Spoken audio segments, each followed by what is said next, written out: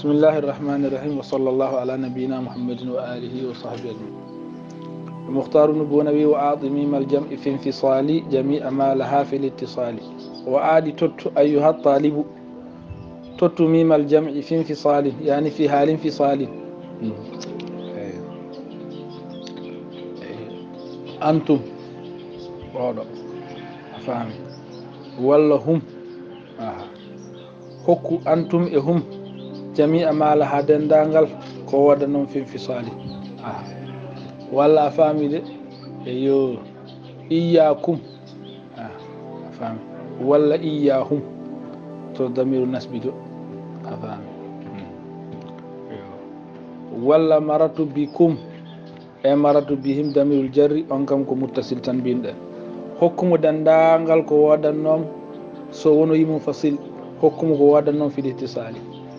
wadde fin fisali o gaddaten ko damir raf damir an-nasb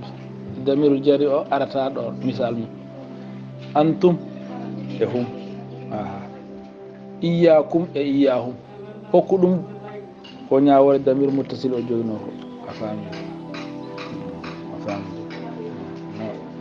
no nyaawore darabtum wanoni hokku min jawazi sukuni wa dhamm eyo so dum benni taskinu suknade ha huwa وهي ها هي بعد فا تشغل فهو والواو تشغل وهو واللام لهو ثم هو قد وفى اري تسكينها هو سكنها هو وهي بعد فا والواو واللام ثم قرأ فهو وهي قالون تن انه قادر ان تور بري فهم نحو ثم هو يوم القيامة وبه قرأ الكسائي وقالون وبعد همزة نون وكاف نظر فمدي دون تسكين ها هو ولا ها هي وبعد همزة الاستفهام كقولي فقمت للطيف مرتاعا فعرقني فقلت أهيسرت أم عادني حلم فقمت من للطيف البر فايال مرتاعا من الجنجنا فعرقني فايال ونون هنك جنكم فقلت بهم أهيسرت أي دو جونكو بعد همزة وكافين وكقوله وقد علموا ما هن كهيا وكيف لي سلو ولا أنفك صبا متيم وقد علموا ما هن وناني رب كهيا بين مكن بسم الله وسكنوا بتشكني كدي الواو واو بتشكنا دون واجي وياء أفامي ياء ويسا عادي كدي واو on sukne hu walla hi afami hi walla hu wa sakkanul wawa wa ya addi non sukunata wana sukun hay hu walla hi hu ye hu walla afami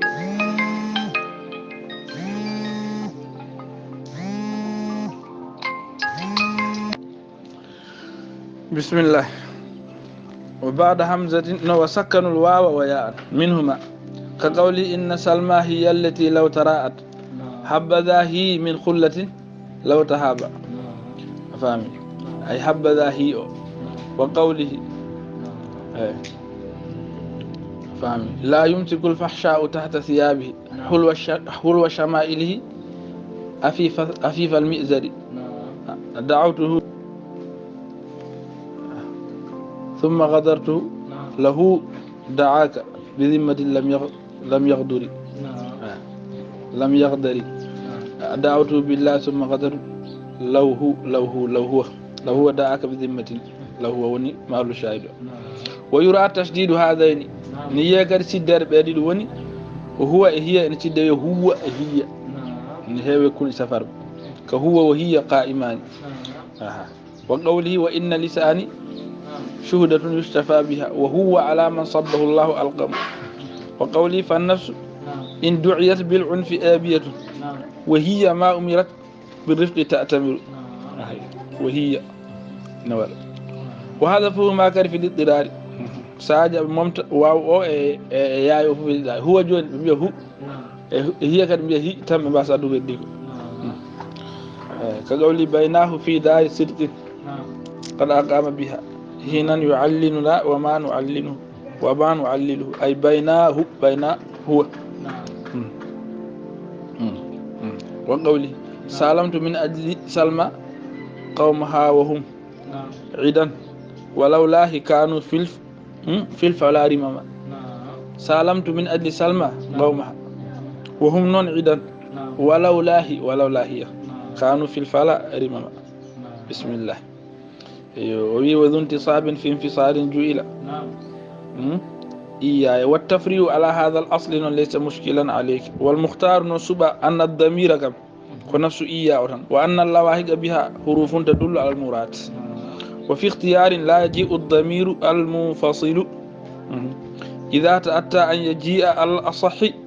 الضمير المتصل ستوين وعد الضمير المتصل اختيار ضمير منفصل أدتاه حال كثير ولدبون يفصل أن وعد الضمير فصل الضمير ضمير غندا العامل لغي في مكو مبتدا كمبتدا ضمير غندا ko mubtada golli dum on don watte munfasil mubtada so golle damir ko munfasil e mubtada golli damir fiti ko so damir woni khabar ala sago won damir fasli kako wan alqa'im bida huwa aw ibtidan walla damir mo ganduda ko ibtida golle mum ni dum woni afamide damir so woni mubtada woni halaga kako wan huwa alqa'im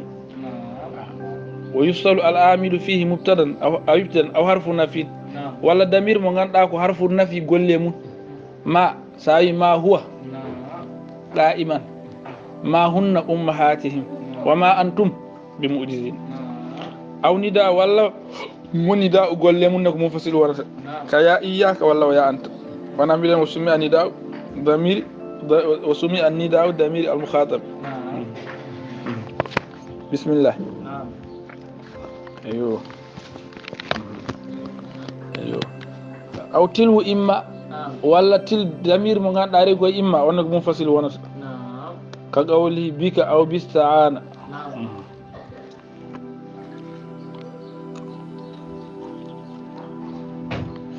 فليلي إما أنا أو أنت مبتغل مستعين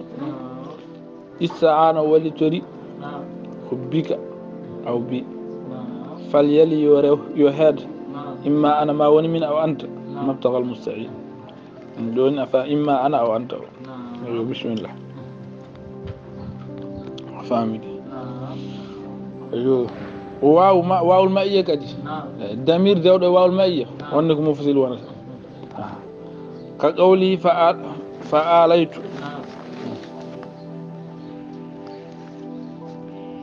واو ما damir kadi mo ganduɗa rewi koye wawol ma iya wonne ko mum fasil wonata heddi on noon ko damir nasbita wonde wonno wawol ma iyata ko mafulu ma hu wondata fami mafulu ma hu wonde ko wawol ma iya wona kanko wali fa alaytu la an fakku ahadu qasidatan a fami takunu wa iyaha biha mathalan bari takunu qasida wona wa iyaha eyo bismillah wama yura بسم الله ومدمر تو ومدمر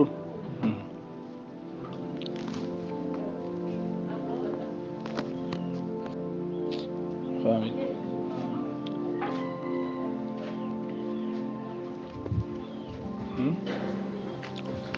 ايوه ومصدر اضيف انا بسم الله مصدر لا فاعل قبله كأدي فاعل مو تو لا فاعل مفعول دونك مطلقا فدي كو مفعول اسم ظاهر ولا كو ضمير فوف كعجبت من ضرب الامير انت mi hawama fiigol lamɗo an piigal piiɗa lamɗo anta woni fayi ɗo laafa ko e mafulo ko zahir tawi wa qawli bi nasrikum nahnu ɗo mafulo ko damir kono fo tan a faami bi nasrikum nahnu kuntum zafirina wa qad aghrajna bikum wana kedde jumol ngol ɗon manki a faami aw fa'ili zahiri walla masdar so laafa ma fa'il mu zahir wonne kadi a faamide mbimi mafulo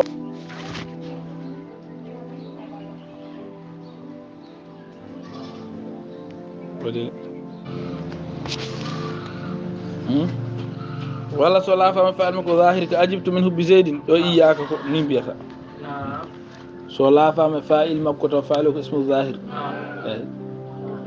مفعول نون مصدر نون ضمير كمنفصل وانت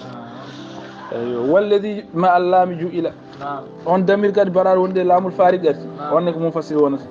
ɗiɗo ko masalaji ɗo wonata damirul fasli ɗum damir a famide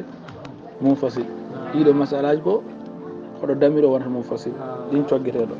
bisimillah والذي ما اللام جئل الفارق بين الإثبات والنفي كقوله إن وجدت الصديق حقا